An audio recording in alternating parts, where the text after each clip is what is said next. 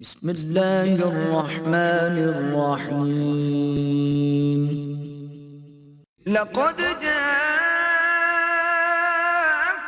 رسول من انفسكم عزيز عليه ما عنتم حريص عليكم بالمؤمنين رؤوف رحيم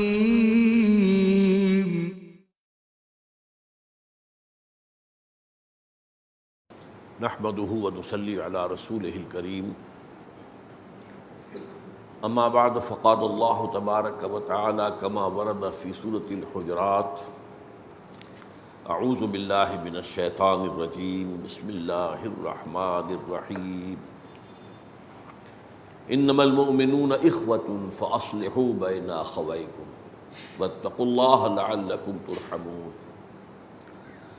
وقال عز وجل كما ورد في سورة المائدة انما وليكم الله ورسوله والذين آمنوا الى قوله تعالى ومن يتول الله ورسوله والذين آمنوا فإن حزب الله هم الغالبون وقال عز وجل كما ورد في سورة التوبة والمؤمنون والمؤمنات بعضهم أولياء بعض صدق اللہ العظیم وعن ابی ہریرہ رضی اللہ تعالی عنہ قال رسول اللہ صلی اللہ علیہ وسلم لا تحاسدوا ولا تناجشوا ولا تباغضوا ولا تدابروا ولا يبع بعضكم على بيع بعض وكونوا عباد الله اخوانا المسلم اخو المسلم لا يظلمه ولا يخذله ولا يحقره التقوى ها هنا ويشير الى صدره ثلاث مرات التقوى ها هنا التقوى ها هنا التقوى ها هنا بحسب امرئ من الشر ان يحقر اخاه المسلم كل المسلم على المسلم حرام دمه وماله وعرضه رواہ الامام مسلم رحمہ اللہ رب اشرح لی صدری ویسر لی امری واحلل عقدۃ من لسانی یفقہوا قولی اللہم ربنا الہمنا رشدنا واعذنا من شرور انفسنا اللہم ارنا الحق حقا وارزقنا اتباعہ وارنا الباطل باطلا وارزقنا اجتنابہ آمین یا رب العالمین۔ ہماری آج کی گفتگو کا موضوع یہ اربعین نووی جو ہے اس کی 35ویں حدیث کے حوالے سے مسلمانوں میں باہمی اخوت، باہمی خلوص و اخلاص، باہمی حمایت، اس کی جو کیفیت ہونی چاہیے اس پر ویسے تو قرآن مجید میں بہت مقامات پر اس کی تاکید موجود ہے۔ میں نے صرف 3 حوالے اس وقت قرآن سے پہلے آپ کو دیے۔ سورہ حجرات میں فرمایا انما المؤمنون اخوۃ فاصلحوا بین اخویکم، مومن تمام آپس میں بھائی بھائی ہیں۔ واقعہ یہ ہے کہ یہ اخوت باہمی کا جو تصور دنیا میں اسلام نے پیش کیا ہے اور کہیں موجود نہیں۔ علامہ اقبال نے بڑی خوبصورتی سے اسے اپنے اشعار میں سمویا ہے، کل مومن اخوۃ اندر دلش، مومن کے دل میں یہ بات موجود ہوتی ہے کہ تمام مومن آپس میں بھائی بھائی، کل مومن اخوۃ اندر دلش، حریت سرمایہ آب و گلش، آب و گل پانی اور مٹی، پانی مٹی سے ہم بنے ہیں نا، تو بندہ مومن کی سرشت میں اس کی مٹی اور پانی جس سے وہ بنا ہے اس میں حریت موجود ہے، آزادی، ایک اللہ کی غلامی، تمام غلامیوں سے نجات۔ یہ ایک سجدہ جسے تو گراں سمجھتا ہے 1000 سجدوں سے دیتا ہے آدمی کو نجات۔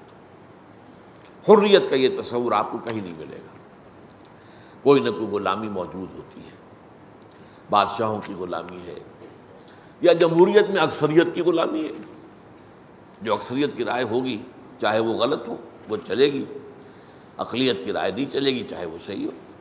بندوں کو گنا کرتے ہیں تولا نہیں کرتے، ڈکٹیٹروں کی غلامی اور سب سے آگے بڑھ کر اپنے نفس کی غلامی،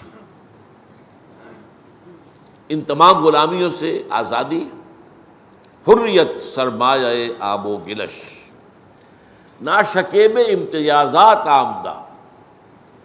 بندہ مومن جو ہے وہ انسانوں میں امتیاز کو برداشت ہی نہیں کر سکتا، یہ کالا گورا مشرقی مغربی، یہ اونچی ذات یہ نیچی ذات، معاذ اللہ۔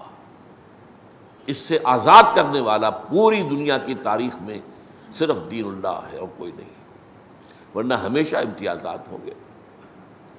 کالے گورے کا امتیاز آج بھی امریکہ میں ختم نہیں ہوا ہے، اگرچہ قانونی دستوری اعتبار سے جتنی وہاں کوشش کی گئی اس سے زیادہ ناممکن ہے۔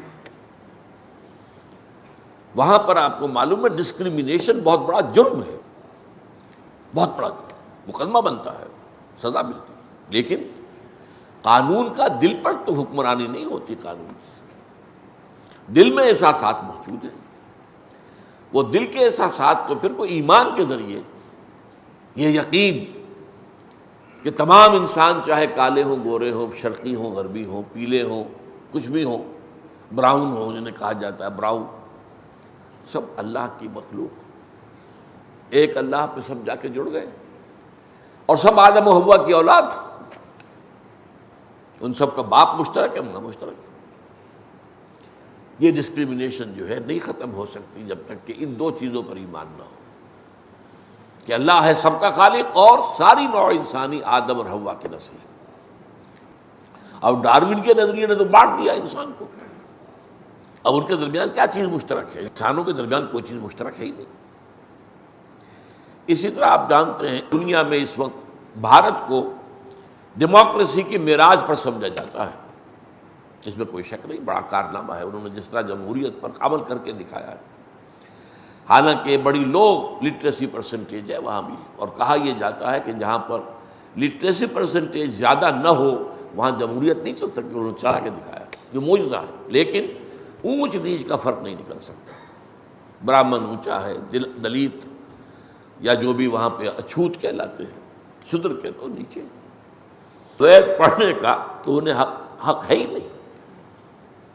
اگرچہ بہت وہاں بھی حکومت کی سطح پر بڑی کوشش ہوئی ہے، لیکن اب بھی وہاں پر سب سے بڑے فساد جو ہوتے ہیں، آپ سمجھتے ہیں ہندو مسلم فساد وہاں سب سے بڑھتے نہیں، سب سے بڑے فساد وہاں اونچی ذات کے ہندو اور نیچی ذات کے ہندوؤں میں، سب سے بڑی پوری بستیاں جلا دیتے ہیں لوگ۔ بہرحال بندہ مومن جو ہے وہ تو ہے ناشکے بز امتیازات آمدہ، در نہاد او مساوات آمدہ۔ انسان کی بندہ مومن کی سرشت میں مساوات ہے، تمام انسان مساوی ہے پیدائشی طور پر، کوئی اونچا نہیں کوئی نیچا نہیں، عورت اور مرد میں کوئی اونچ نیچ نہیں ہے، دونوں اللہ کی مخلوق، دونوں ایک ہی باپ سے، دو ایک بہن بھائی ہے تو ایک ہی باپ کے نطفے سے اور ایک ہی ماں کے رحم میں پرورش پائی ہے۔ ہاں معاشرتی نظام میں ایک فرق ہے، جیسا آپ کے دفتر میں انسان سب برابر ہے لیکن چپڑاسی اور دفتر افسر برابر تو نہیں ہے، یہ انتظامی معاملات ہوتے ہیں۔ انتظامی معاملات میں انسٹیٹیوشن فیملی کو الرجال قوامون علی النساء، وہ جو ہے ان کو ایک طرح کا اختیار دیا گیا ہے، وہ نظام کو چلانے والے ہیں، ہیڈ آف دی فیملی وہ مرد ہے، شوہر ہے، بریڈ ارنر وہ ہے، روزی کمانا اس کے ذمہ ہے، عورت کے ذمہ نہیں ہے۔ تو اس حوالے سے بہرحال پہلی آیت میں نے آپ کو سنا انما المؤمنون اخوۃ، دوسری آیت والمؤمنون والمؤمنات بعضهم اولیاء بعض، مومن مرد اور مومن عورتیں جو ہے ایک دوسرے کے اولیاء ہیں، ولی ہیں۔ ولی کا اب لفظ جو ہے بڑا گمبھیر لفظ ہے، ایک لفظ میں اس کا ترجمہ نہیں ہو سکتا، مددگار، حامی، پشت پناہ، یہ سارے الفاظ جمع کر لیجیے آپ تو ولی بنے گا۔ تو انما المؤمن والمؤمنون والمؤمنات بعضهم اولیاء، اس سے پہلے ایک آیت میں آیا ہے کہ المنافقون والمنافقات بعضهم من بعض، منافق مرد اور عورتیں وہ ایک دوسرے میں سے ہی ہیں، یعنی ایک ہی تھیلی کے چٹے بٹے ہیں، مرد ہوں چاہے عورتیں ہوں، منافق مقابلے میں آیا والمومنون والمومنات بعضهم اولیاء بعض، وہ ایک دوسرے کے اولیاء ہیں، ولی ہیں۔ تیسرا سورہ مائدہ کا مقام، یہاں پہ حزب اللہ کے اوصاف بیان ہو رہے ہیں، اللہ کی جماعت، اللہ کی پارٹی کون سی ہے، ان کا ایک وصف، وہ 3 آیتیں 3 اوصاف ہیں، میں ایک وصف بیان کر رہا ہوں۔ انما ولیکم اللہ ورسولہ والذین آمنوا، دیکھو مسلمانوں، تمہارا ولی یا اللہ ہے یا اس کا رسول ہے یا اہل ایمان ہے، اس دائرے سے باہر تمہاری ولایت نہیں جائے گی۔ کافروں سے، غیر مسلموں سے، یہودیوں سے ولایت نہیں، ہاں حسن سلوک ہو سکتا ہے، جو ہمارے خلاف ریشہ دوانی میں مصروف نہیں ہے تو وہ ان کے ساتھ حسن سلوک آپ کر سکتے۔ سورہ ممتحنہ میں بڑی تفصیل سے آیا، اللہ اس سے منع نہیں کرتا کہ جن لوگوں نے تمہارے خلاف کوئی محاذ آرائی نہیں کی ہے، تم پر چڑھائی نہیں کی ہے، تم سے لڑے نہیں ہے، تمہارے خلاف ریشہ دوانی میں مصروف، ان کے ساتھ حسن سلوک کرو۔ یہ حسن سلوک اور ہے، ولایت اور محبت یہ نہیں ہوگا۔ ولایت اور محبت اللہ سے نمبر 1، رسول سے نمبر 2، اور پھر اہل ایمان سے۔ انما ولیکم اللہ ورسولہ والذین آمنوا، اور اگلی آیت میں پھر اس کا وَمَن يَتَوَلَّ اللَّهَ وَرَسُولَهُ وَالَّذِينَ آمَنُوا فَإِنَّ حِزْبَ اللَّهِ هُمُ الْغَالِبُونَ، اور جو اہل ایمان یہ تقاضے پورے کر دیں کہ اللہ ہی ان کا ولی ہے اور رسول ان کا ولی ہے اور اہل ایمان ان کے ولی ہے، بس تو یہ لوگ حزب اللہ بن جاتے ہیں۔ اور سن لو کہ حزب اللہ ہی بالآخر غالب ہوگی۔ تو یہ تو میں نے 3 مقامات جو ہیں آپ کو حدیث سے دی۔ اب آئیے جو حدیث کا قرآن مجید کے مقامات سے کے بعد حضرت ابو ہریرہ رضی اللہ تعالیٰ عنہ سے روایت ہے، وہ فرماتے ہیں کہ حضور نے ارشاد فرمایا، یہاں پر کچھ منفی احکام آ رہے، یہ نہ کرو، یہ نہ کرو، یہ نہ کرو، یہ نہ کرو۔ اس کے برعکس بعض احادیث میں مثبت احکام آئے، یہ کرو، یہ کرو، یہ کرو، یہ کرو، وہ اس میں نہیں ہے، لیکن میں چند حدیثیں وہ بعد میں آپ کو بتاؤں گا تاکہ بات مکمل ہو جائے۔ لا تحاسدوا، نمبر 1، دیکھو آپس میں حسد مت کرو۔ حسد اور تکبر بدترین گناہ ہے۔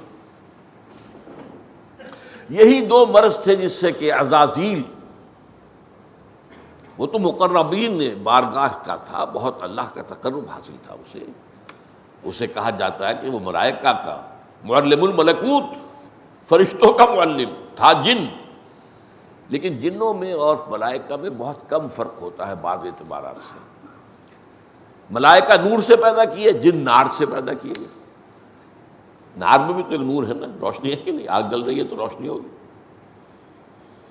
جبکہ انسان، وہ ہم پڑھ چکے ہیں، آب و گلش، پانی اور مٹی کے ملغوبے سے، گارے سے پیدا کیا گیا، طین سے۔ تو طین جو ہے وہ کثیف شے ہے، وہ نور وہ بھی لطیف، نار بھی لطیف ہے۔ اور ان کا یہ ہے کہ قرب کی وجہ سے یہ عزازیل نامی جن جو ہے یہ اپنی عبادت اور علم اس کے اندر اتنا بڑھا کہ فرشتوں کے صفوں میں آ گیا اور ان کا بھی معلم بن گیا۔ لیکن کہاں مار کھائی ہے؟ حسد اور تکبر۔ یہ آدم کو یہ مقام کیوں دے دیا؟ یہ تو میرا حق تھا۔ حسد، اور انا خیر منہ، خلقتنی من نار وخلقتہ من طین، اے اللہ میں اس سے بہتر ہوں، مجھے تو نے آگ سے بنایا، اس سے مٹی سے بنایا، میں کیسے سجدہ کروں؟ حسد اور تکبر کہاں سے کہاں گرا، اسفل سافلین ہو گیا۔ یہی معاملہ تھا کہ جس کی وجہ سے یہودی جو ہے وہ محروم ہوئے حضور پر ایمان لانے سے بحیثیت مجموعی۔ چند لوگ لائے تھے ایمان، عبداللہ بن سلام رضی اللہ تعالی عنہ، بہت بڑے عالم تھے، لیکن اکثر یہودی نہیں، حالانکہ پہچانتے تھے، یعرفونہ کما یعرفون ابناءہم، ایسے پہچانتے محمد کو جیسے اپنے بیٹوں کو پہچانتے۔ وہی حسد اور تکبر۔ یہ نبوت تو ہماری جاگیر تھی، آپ کو معلوم ہے تقریباً 2000 برس تک نبوت تو انہی میں رہی نا۔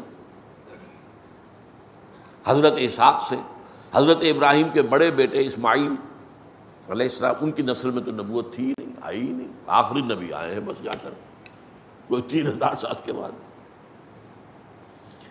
وہاں حضرت ابراہیم کے دوسرے بیٹے اسحاق نبی ہیں، ان کے بیٹے یعقوب نبی ہیں، ان کے بیٹے یوسف نبی ہیں، پھر کچھ عرصے کے بعد موسیٰ نبی ہے، ہارون نبی ہے، پھر 1400 برس تک اس کے بعد نبوت کا تاڑ ٹوٹا ہی نہیں، نبوت ہی رہی ہے، ہر وقت کوئی نبی موجود رہا ہے۔ یہ بخاری شریف کی روایت ہے، کانت بنو اسرائیل تسوسہم الانبیاء، بنی اسرائیل کے سیاسی معاملات، حکومتی معاملات، انتظامی معاملات انبیاء کے ہاتھ میں ہوتے تھے۔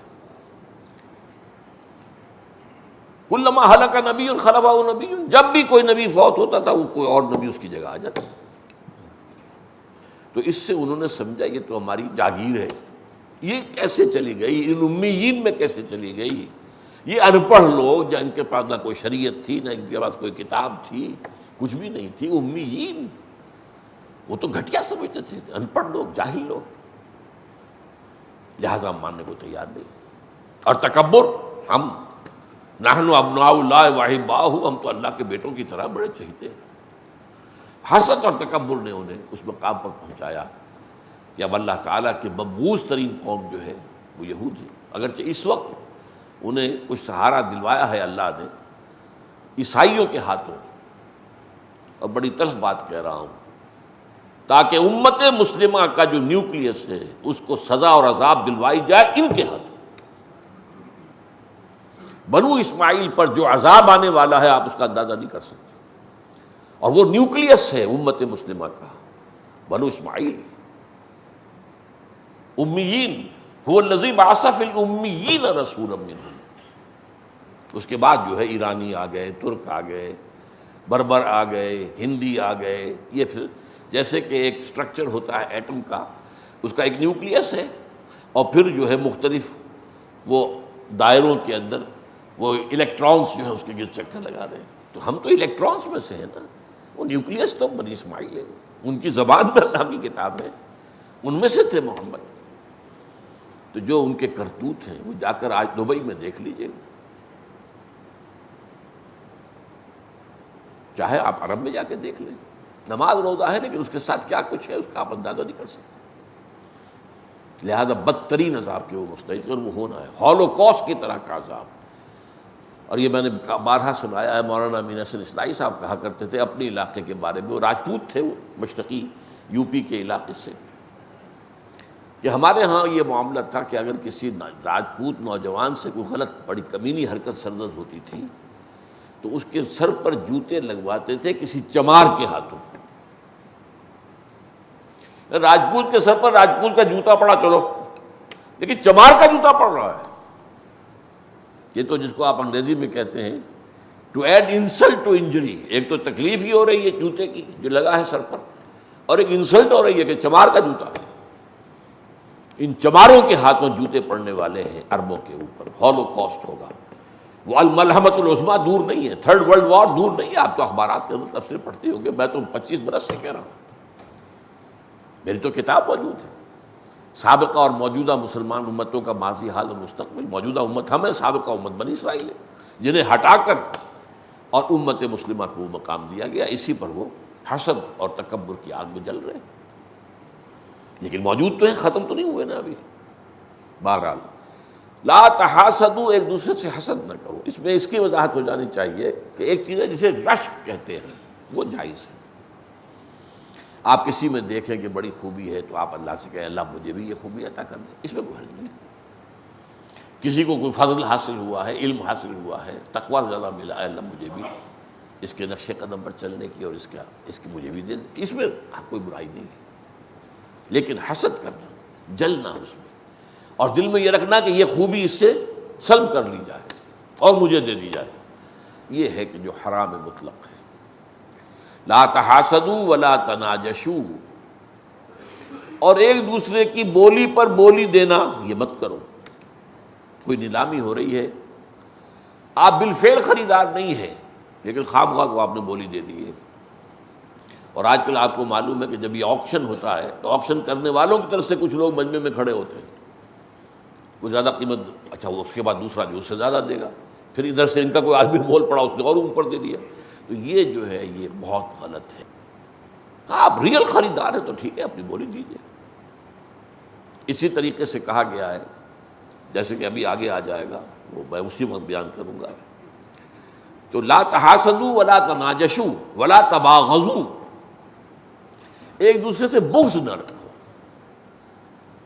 اب دیکھیے کیا ہوتا ہے کہ بہرحال قرآن مجید میں بھی آیا ان الخلطاء بعضهم لیبغی علی بعض، لیبغی بعضهم علی بعض، لوگ ایک دوسرے پر زیادتی کر ہی بیٹھتے ہیں۔ دو شریک ہیں ایک کاروبار میں، کوئی ایک شریک کوئی زیادتی کر رہا ہے، بھائی ہیں ان میں کوئی بھائی دوسرے بھائی پر زیادتی ہو جاتا ہے، لیکن جب یہ ہو تو اس کو اسی وقت سیٹل کر لو۔ اب یہ امت مسلمہ کی ذمہ داری لگائی، جب مسلمانوں میں ایسا معاملہ ہو انما المؤمنون اخوۃ فاصلحوا بین اخویکم، جب تمام اہل ایمان بھائی ہیں تو اپنے دو بھائیوں کے مابین صلح کرا دیا کرو۔ جب معاملہ ختم ہو جائے تو پھر دل پہ اس کا کوئی میل اب باقی نہ رہے، یا یہ کہ آپ معاف کر دیں، آپ شعوری تو اللہ میں نے معاف کیا، اس نے مجھ پر زیادتی کی میں نے معاف کیا، تو بھی اسے معاف کر دے، دل صاف کر لے۔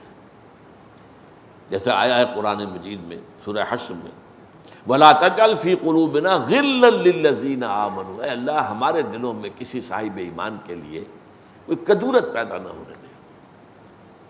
تو یہ ہے وَلَا تَبَاغَضُوا، بغض مت رکھو، وَلَا تَدَابَرُوا، ایک دوسرے سے پیٹھ نہ موڑو۔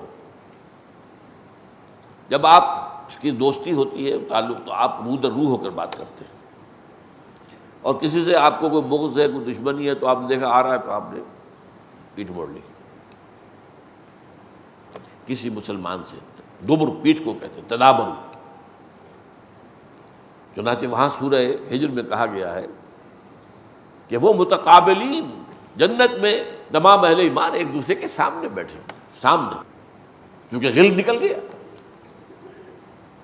اب وہ آمنے سامنے بیٹھے۔ غل ہوگا تو پھر آپ رخ موڑتے ہیں، پیٹھ کرتے ہیں۔ لا تدابروا، ایک دوسرے پر پیٹھ مت دکھاؤ، ایک دوسرے کو، ایک دوسرے سے منہ نہ موڑو۔ ولا یبع بعضکم علی بعض علی بیع بعض، اور نہ تم میں سے کوئی کسی دوسرے کے سودے پر سودا کرے۔ آپ دیکھ رہے ہیں کہ ایک شخص جو ہے کوئی چیز خرید رہا ہے، اب آپ جا کر آگے بڑھ کر اس سے زیادہ قیمت آفر کر دیتے ہیں، نہیں، تم انتظار کرو، اگر تو ان کی بیع ہو گئی ٹھیک ہے، نہیں ہوئی تو پھر تم کوئی بیع ہوتی، یہ نہیں۔ اسی طریقے سے آتا ہے کہ اگر کہیں کوئی رشتے کی بات چل رہی ہو تو اب وہاں آپ رشتے کی بات نہ کریں جب تک کہ وہاں فیصلہ نہ ہو جائے۔ وہ رشتہ ہو گیا تو ٹھیک ہے، اللہ تعالیٰ اس میں برکت ڈالے، یہ آپ کے جذبات ہونے چاہیے اہل ایمان کے لیے۔ اگر کسی وجہ سے نہیں ہوا تب آپ اگر سوال ڈالنا چاہتے ہیں رشتے کا تو آپ کر سکتے ہیں، ورنہ نہیں۔ ولا یبع بعضکم علی بیع بعض، اور اسی طریقے سے یہ بھی روکا گیا ہے کہ رشتہ جہاں کہیں طے ہو رہا ہے، جب بات چیت چل رہی ہے تو بیچ میں مت آ کر اپنا رشتہ پیش مت کرو۔ وَكُونُوا عِبَادَ اللَّهِ إِخْوَانًا، یہ ہے ان تمام چیزوں کی جو روح رواں ہے۔ اب دیکھیے چھوٹے سے جملے میں اس کو میں کہوں گا وہی جوامع الکلم، کونوا عباد اللہ اخوانا، سب اللہ کے بندے بن جاؤ اور آپس میں بھائی بھائی، سب اللہ کے بندے ہو گئے، سب برابر ہو گئے۔ تمیز بندہ و آقا فساد آدمیت ہے، یہ کیا ہے؟ یہ حاکم ہے، یہ محکوم ہے، کوئی حاکم ہے کوئی محکوم ہے۔ جب سفیر آیا تھا ایران کا مدینہ منورہ میں چلا پھرا ادھر ادھر، کہیں کوئی محل نظر نہیں آیا۔ انہوں نے پوچھا مسلمانوں این ملککم، تمہارا بادشاہ کہاں ہے؟ جواب کیا ملا؟ لیس لنا ملکن، ہمارا کوئی بادشاہ وادشاہ نہیں ہے، بل لنا امیر، ہاں ہمارا ایک امیر ہے، صاحب امر ہے۔ بھائی وہ کہاں ہے؟ کوئی ہمیں تو محل نظر نہیں آیا کہ نہیں، وہ اصل میں ہمارے بیت المال کے کچھ اونٹ گم ہو گئے تھے، انہوں نے بہت تلاش کیا، لوگوں نے نہیں ملے، اب ہمارا وہ امیر جو ہے گیا ہے تلاش کرنے کے لیے خود۔ تو یہ میرا اضافہ ہے کہ کسی شخص کو اس نے ساتھ لیا ہوگا جو پہچان تو سکے کہ عمر کون ہے، اور ڈھونڈنے نکلا وہ تو دیکھا دوپہر ہو گئی تھی، دھوپ کی تمازت سی، حضرت عمر تھک گئے تھے، اونٹ کہیں ملے نہیں تھے۔ تو اس کے بعد آپ ایک درخت کے سائے میں اپنے کوڑے کا تکیہ بنا کر لیٹے ہوئے ہیں، نہ کوئی گارڈ ہے، نہ کوئی محافظ ہے، نہ کوئی کچھ۔ تب اس نے کھڑے ہو کر کہا اے عمر، تم انصاف کرتے ہو لہذا تمہیں کوئی خوف نہیں، ہمارے بادشاہ ظلم کرتے ہیں، خون چوستے ہیں اپنی رعایا کا، انہیں ڈر لگتا رہتا ہے کہ کبھی کوئی کہیں بغاوت ہو جائے، کہیں کچھ اور ہو جائے، لہذا انہیں تو پھر گارڈز کی ضرورت ہے، اپنے محل کی فصیل اونچی سے اونچی رکھتے ہیں۔ یہ بات اس نے کہی، تاریخی بات ہے۔ تو عباد اللہ سب کے سب بن جاؤ اللہ کے بندے، اخوانا، آپس میں بھائی بھائی، کل مومن اخوۃ اندر دلش، انما المومنون اخوۃ، المسلم اخو المسلم۔ اب یہ مثبت باتیں شروع ہو گئی۔ ہر مسلمان ہر دوسرے مسلمان کا بھائی ہے، یہ شرح ہو گئی اس کی کہ انما المومنون اخوۃ۔ یہاں مومن سے نیچے اتر کر مسلم کی بات ہو رہی ہے۔ اب ایمان کا درجہ تو بہت اونچا ہے، یہ کم سے کم نچلا درجہ جو اسلام کا، اس میں بھی سب کے سب ایک دوسرے کے جو مسلمان ہیں، المسلم و اخو المسلم، ہر مسلمان ہر دوسرے مسلمان کا بھائی ہے۔ لا یظلمہ ولا یخذلہ ولا یحقرہ، نہ تو اس پر ظلم کرتا ہے، جب وہ آپ کا بھائی ہے ظلم کیسے کریں گے، ولا یخذلہ، کبھی اس کو چھوڑتا نہیں ہے، یعنی اس کا ساتھ نہیں چھوڑتا، کہیں اس پر زیادتی ہو رہی ہے تو ساتھ کھڑا ہوتا ہے، اس کی حمایت کرتا ہے، وہ اس کو چھوڑ کر علیحدہ نہیں ہو جاتا اپنی جان بچا کر کہ مجھے کیا ہے جی، نپٹے اپنا معاملہ خود، میں خامخواہ جو ہے کسی ایک کی بات کروں گا دوسرا میرا دشمن ہو جائے گا۔ یہ انڈیفرنس ہمارے معاشرے میں بہت عام ہو گئی، دو بھائیوں میں جھگڑا ہے اور سگے بھائی بھی ساتھ کوئی دینے کو تیار نہیں کسی کا بھی، بھائی ٹھیک ہے نپٹو خود ہی، ہم بیچ میں آنے کو تیار نہیں۔ قرآن میں فرمایا گیا نہیں، تم پر لازم ہے کہ ان کے درمیان صلح کراؤ۔ جھگڑا تو ہو سکتا ہے، ہر وقت ہو سکتا ہے، کب نہیں ہوگا، صلح کراؤ، فاصلحوا بینہما، صلح کراؤ۔ تو فرمایا لا یظلمہ ولا یخذلہ ولا یحقرہ، اور اسے حقیر نہیں سمجھتا۔ اب حقیر سمجھنے کی بہت سی بنیادیں ہوتی ہیں، کوئی غریب ہے، آپ امیر ہیں، آپ اس کو حقیر سمجھ رہے ہیں، آپ عالم ہیں، وہ بیچارہ ناخواندہ ہے، پڑھا ہوا نہیں ہے، آپ اپنے آپ کو اعلیٰ، اس کو کمتر سمجھیں، کیا پتہ اس کے دل میں اللہ اور اس کی محبت کی، اللہ اور اس کے رسول کی محبت کتنی ہو، آپ کی محبت سے زیادہ ہو، اللہ کے ہاں اس کا کیا مقام ہوگا۔ آپ کو اگر اپنے علم کے اوپر غرہ ہو گیا، زوم ہو گیا، تو آپ کا تو سب زیرو سے زیرو کھا کے زیرو ہو جائے گا۔ اگر تکبر آ گیا، سارا علم، سارا فضل، سارا تقوی، ساری نیکی زیرو، زیرو سے زیرو۔ آپ کو معلوم ہے ریاضی کا مسئلہ، بڑی سے بڑی رقم زیرو سے ضرب کھائے گی تو زیرو ہو جائے گی، نفی ہو جاتی، کسی کو حقیر نہ سمجھے۔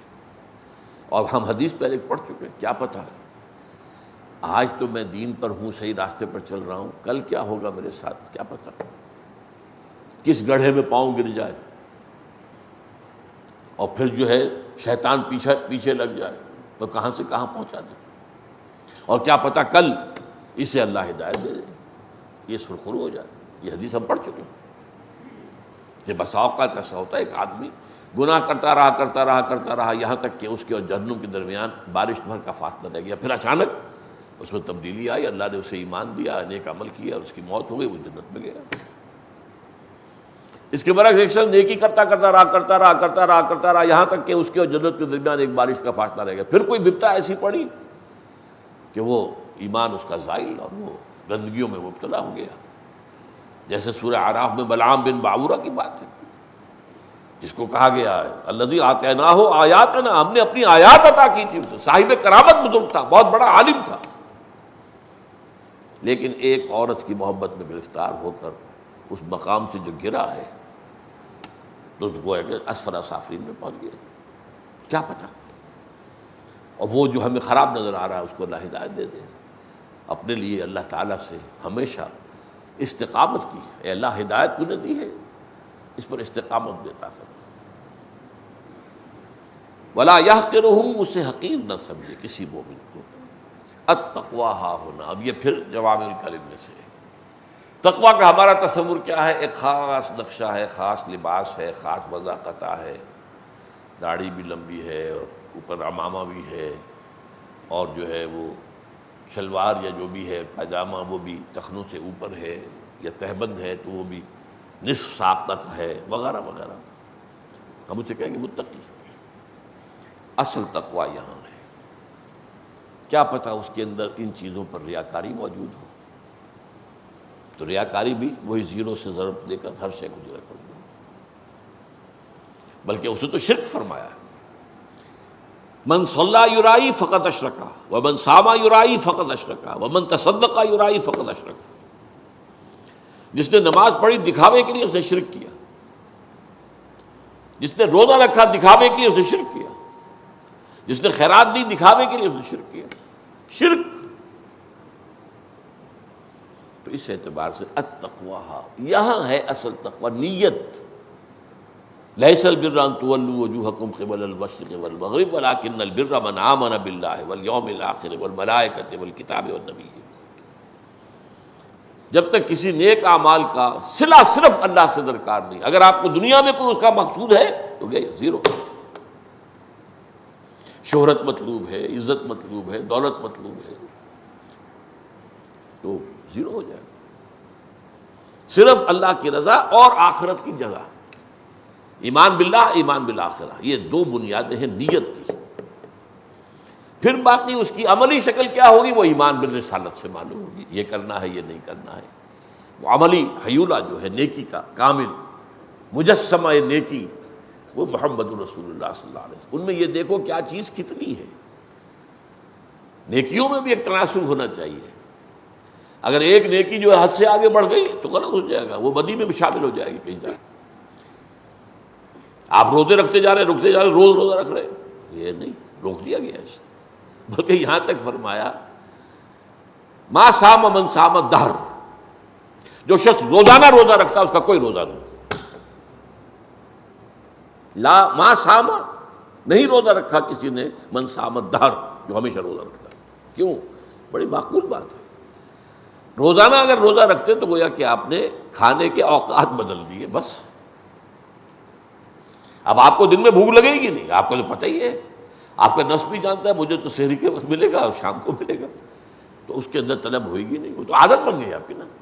شاہ ولی اللہ نے بھی لکھا ہے عبادات کی جو آفتیں ہیں ان میں یہ بھی ہے کہ عادت بن جائے. جب عادت بن گئی تو پھر اس کا وہ اجر و ثواب نہیں رہتا. یہ بڑا علیحدہ سا نکتہ ہے، اس وقت ذکر انہوں نے کیا ہے شاہ صاحب کے حوالے سے. تو التقویٰ ہا ہونا، التقویٰ ہا ہونا، التقویٰ ہا ہونا. وَيُشِيرُ إِلَىٰ صَدْرِهِ ثَلَاثَ مَرَّاتٍ، اور حضور اشارہ کرتے رہے اپنے سینے کی طرف 3 مرتبہ. التقویٰ ہا ہونا، التقویٰ ہا ہونا، التقویٰ ہا ہونا. بِحَسْبِ امْرِئٍ مِّنَ الشَّرِّ أَن يَحْقِرَ أَخَاهُ الْمُسْلِمَ، کسی انسان کے شریر ہونے کے لیے یہ کافی ہے کہ وہ اپنے کسی مسلمان بھائی کو حقیر سمجھے.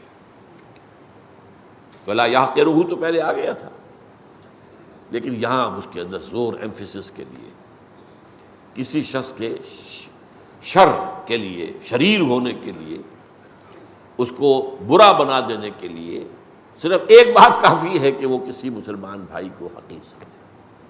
حقیر مت سمجھے.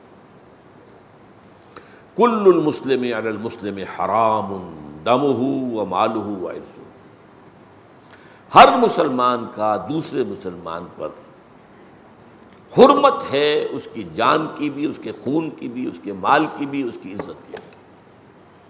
ہر مسلمان کی جان، ہر مسلمان کا خون، ہر مسلمان کی عزت، ہر مسلمان کا مال آپ کے لیے حرام ہے، ہر دوسرے مسلمان کے لیے حرام. اس میں کوئی ڈنڈی نہ ماری جائے، اس میں کوئی حق تلفی نہ کی جائے. تو یہ حدیث جو ہے یوں سمجھیے کہ اخلاقیات کی تعلیم میں نہایت جامع حدیث ہے، نہایت جامع حدیث ہے. جو معاشرہ اسلام پیدا کرنا چاہتا ہے، مسلمانوں میں جو باہمی مواخات ہونی چاہیے، اخوت، فریٹرنٹی انگریزی میں اس کو کہتے ہیں، فریٹرنٹی. اور 3 اصول دنیا میں آج مانے جا رہے ہیں، بیسک چیزیں جو ہے معاشرت کے لیے: فریٹرنٹی، فریڈم اینڈ ایکویلٹی، مساوات، آزادی، حریت، اور اخوت. یہ 2 چیزیں. چنانچہ انہی تین چیزوں کا اقرار کیا ایچ جی ویلز نے حضور کے بارے میں، حالانکہ وہ شاتم رسول ہے، اس نے حضور پر بہت شدید رقیق حملے کیے، جیسے رشدی نے کیے ویسے کیے اس نے۔ اس کی تاریخ انسانی پر، تاریخ عالم پر دو کتابیں، ایک چھوٹی ہے short history of the world, اور ایک ذرا بڑی ہے ایک concise history of the world. اس دوسری میں concise history of the world کے اندر جو چیپٹر حضور کا ہے، تو اس میں حضور کی شادیوں پر یہ ساری چیزیں جو ہے جس پر کہ گند اچھالتے ہیں یہ لوگ، لیکن جب آیا ہے آخری حصے میں اور خطبہ حجۃ الوداع کو پیش کیا اس نے، جہاں حضور نے فرمایا لا فضل لعربی علی عجمی ولا لعجمی علی عربی ولا لاسود علی احمر ولا لاحمر علی اسود الا بالتقوی، کسی عرب کو کسی اجمی پر کوئی فضیلت نہیں، نہ کسی اجمی کو کسی عرب پر کوئی فضیلت ہے، نہ کسی گورے کو کسی کالے پر فضیلت ہے، نہ کسی کالے کو گورے پر فضیلت ہے، ہاں تقوی کے ساتھ فضیلت ہے۔ کون زیادہ متقی ہے؟ ان اکرمکم عند اللہ اتقاکم، یا ایھا الناس انا خلقناکم من ذکر و انثی، ہم تم سب کے خالق ہیں اور ایک مرد ایک عورت سے تمہیں پیدا کیا، وجعلناکم شعوبا وقبائل لتعارفوا، تمہیں قوموں اور قبیلوں میں اس لیے تقسیم کیا کہ ایک دوسرے کو پہچان سکو، یہ کون ہے بھائی، یہ کس قبیلے کا ہے، کہاں کا رہنے والا ہے، شکلیں مختلف بنائی ہیں، دیکھتے ہی سمجھ جاؤ یہ جاپانی چلا آ رہا ہے یا چینی ہے یا یہ افغان چلا آ رہا ہے یا یہ پاکستانی ہندوستانی کو چلا آ رہا ہے۔ تو یہ ساری اس لیے ہے تعارف، پہچان، ان اکرمکم عند اللہ اتقاکم۔ تو یہی جو ہے پھر آ کے وہ اس جملے کو کوٹ کر کے کہتا ہے although the sermons of human fraternity, freedom and equality were said before also, and we find a lot of such sermons in Jesus of Nazareth, but it must be accepted that it was Muhammad sallallahu alaihi wasallam who for the first time in history established a society based on these three principles. کہ اگرچہ انسانی حریت و اخوت و مساوات کے واس تو پہلے بھی بہت کہے گئے، اور عیسائی ہونے کے باوجود کہہ رہا ہے مسیح ناصری، حضرت مسیح علیہ السلام کی وہ جائے ولادت ہے وہ ناصرہ گاؤں تھا، تو اس لیے مسیح ناصری کہلاتے ہیں، جیسس آف نازرت۔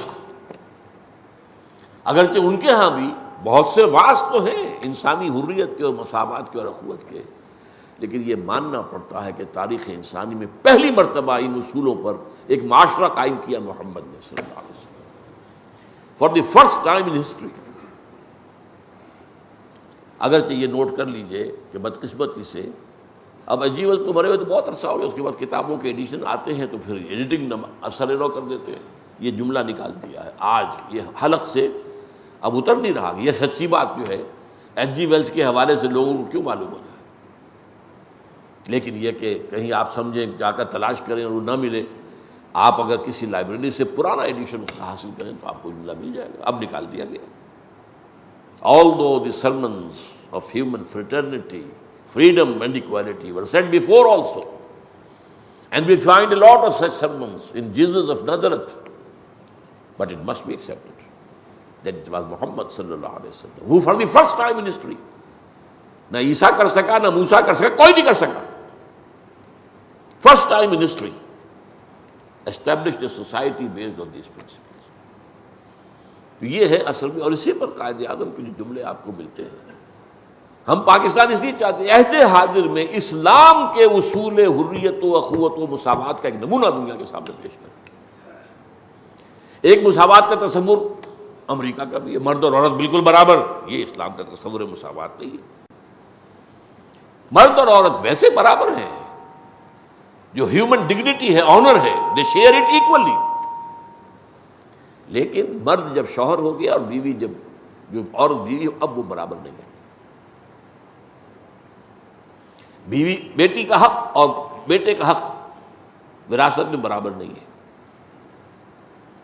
بیٹے نے مہر دینا ہے شادی کرنے کے لیے، بیٹی کو مہر ملنا ہے شادی، بیٹے نے کنبے کو سپورٹ کرنا ہے، بیٹی تو لائبلٹی ہوگی اپنے شوہر کی۔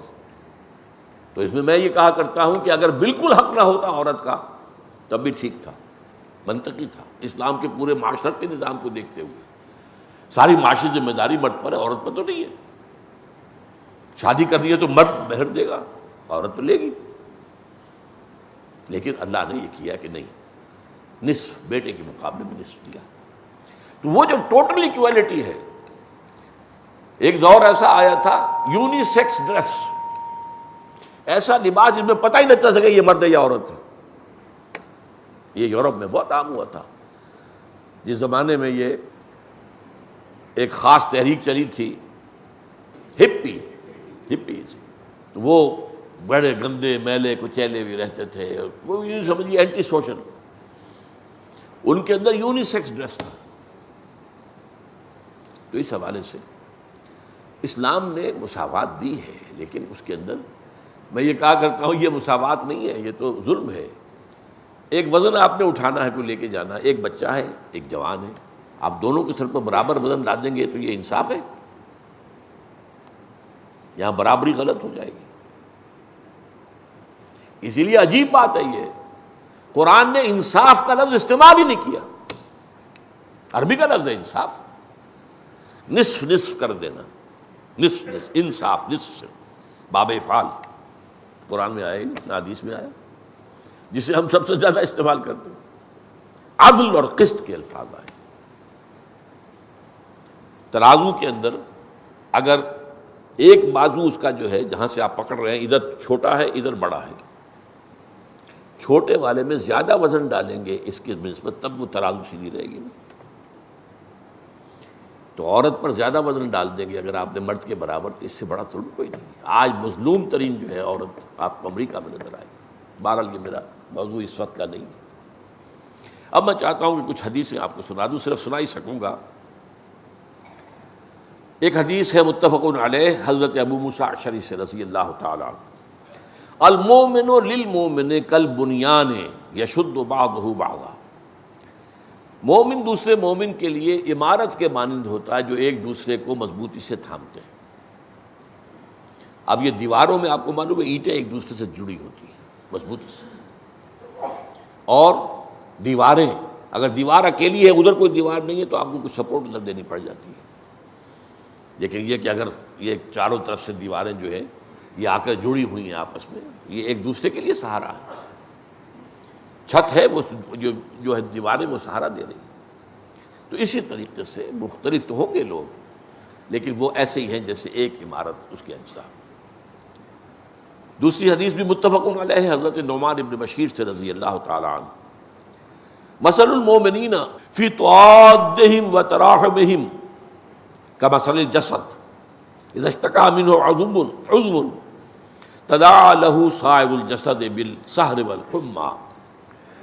مومنین کی مثال باہم ایک دوسرے سے مودت، توادہم مودت محبت، اور تراحمہم ایک دوسرے پر رحم کرنا، بالکل ایک جسد کے مانند ہے۔ اس سے بلیغ مثال ممکن نہیں۔ جسد کے بعد میں فرمایا اس کا ایک عضو میں اگر کوئی تکلیف ہے تو اب یہ کہ آنکھ دکھ رہی ہے، تکلیف ہو رہی ہے، رڑک ہو رہی ہے، تو باقی جسم کا دفع کرو آنکھ کو، میں تو سوؤں گا یہ ایک آنکھ جو جاگے نہیں، سارا جسم جو ہے وہ جاگتا ہے۔ اور بخار ہوتا تو پورے جسم کو ہوتا ہے۔ انفیکشن آپ کی یہاں ہوئی ہے، اس انفیکشن سے جو فیور آئے گا وہ پورے جسم پر ہوگا۔ تو اسی طریقے سے اہل ایمان کا ایک دوسرے کے ساتھ معاملہ ہے۔ تیسری حدیث متفق علیہ عبداللہ ابن عمر سے، یہ وہی ہے جو ہم نے ابھی پڑھ بھی لی ہے اس کا حصہ، المسلم اخو المسلم لا یظلمہ ولا یسلمہ، مومن مسلمان کا، مومن دوسرے مومن کا بھائی ہے، نہ ظلم کرتا ہے نہ اسے کسی کے حوالے کرتا ہے جو چاہو کرو اس کے ساتھ۔ ومن فرج عن مسلم کربۃ فرج اللہ عنہ کربۃ من کرب یوم القیامہ، اور جو مومن اپنے کسی مومن بھائی کی کوئی تکلیف اور اس کے دکھ کو اس دنیا کے اندر رفع کرتا ہے، اللہ تعالیٰ اس کے آخرت کے دکھوں میں سے کمی کر دے۔ آپ پر سختی ہے، کسی نے آپ کی مدد کی ہے، اللہ اس کی مدد کرے گا، اور قیامت کی سختیوں میں سے اگر کسی کا وہ حقدار بنا ہوا تھا تو اس سے اسے بچا لے گا۔ ومن ستر مسلما سترہ اللہ یوم القیامہ، اور جس کسی نے مسلمان کو لباس پہنایا، اور یہ لباس دو طرح کا ہوتا ہے، لباس انسان کے جسم کو ڈھانپتا بھی ہے، تو اپنے مسلمان بھائی کے عیب کو چھپانا، یہ بھی ہے، اور کوئی اگر کسی کے پاس لباس نہیں تو اس کو لباس دے دینا، یہ بھی ہے۔ تو اللہ تعالیٰ سترہ اللہ یوم القیامہ، اللہ تعالیٰ قیامت کے دن اسے لباس عطا فرمائے گا۔ اور امام بخاری کی ایک حدیث حضرت انس سے، انصر اخاک ظالما او مظلوم، اپنے بھائی کی ضرور مدد کرو چاہے وہ ظالم ہو چاہے مظلوم ہو۔ فقال رجل، تو ایک شخص نے کہا یا رسول اللہ، اے اللہ کے رسول، انصرہ اذا کان مظلوما ارأیت ان کان ظالما فکیف انصرہ، حضور میں اگر بھائی میرا مظلوم ہے تو میں مدد کروں گا، لیکن اگر میں دیکھوں کہ وہ ظالم ہے تو میں کیسے مدد کروں اس کی؟ اب جواب سنیں، قال تحجزہ او تمنعہ، اس کو روک دو اس ظلم سے یا منع کر دو، فإن ذلک نصرہ، یہی اس کی مدد ہے۔ اللہ تعالی ہمیں قرآن اور حدیث نبوی کی ان تعلیمات پر بھرپور طریقے پر عمل پیرا ہونے کی توفیق عطا فرمائے۔ فصلی اللہ تعالی علی خیر خلقہ محمد وبارک وسلم تسلیما کثیرا کثیرا۔